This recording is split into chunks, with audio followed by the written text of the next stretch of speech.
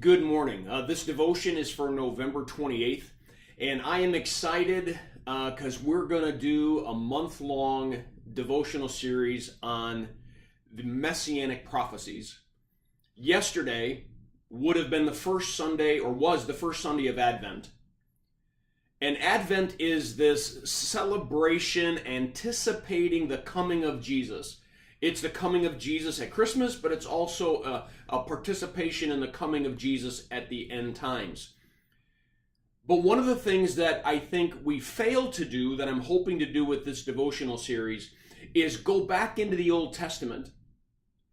And every day until Christmas, we're going to look at Old Testament prophecies that predicted and foretold what was going to happen in the life of Jesus. And so we find the very first messianic prophecy in Genesis chapter 3, verse 15.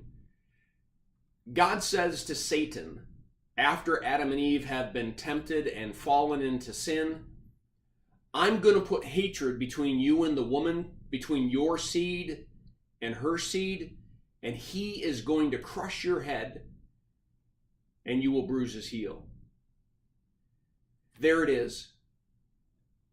Thousands of years before Jesus would be born, thousands of years before Jesus would be crucified and die on a cross, thousands of years before he would rise from the dead victoriously, as soon as Adam and Eve fell into sin, God did not get a baseball bat out and smash Adam and Eve.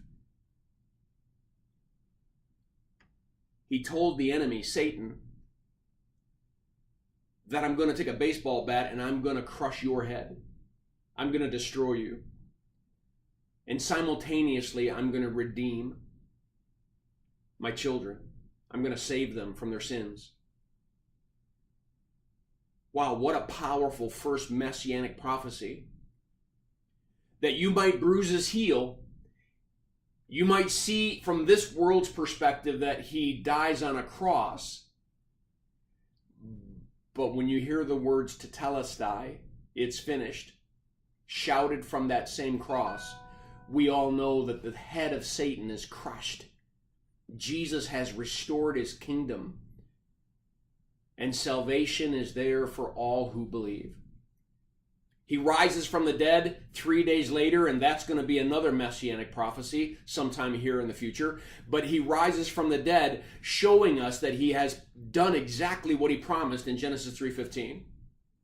So what I want you to realize as we have this first Advent devotion together is that we've got a God who is filled with promises, and he fulfills those promises because he is always true to his word.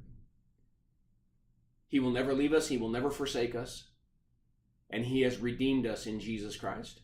Well, I encourage you to read the devotion that's attached, and I pray that this devotion is a blessing to you.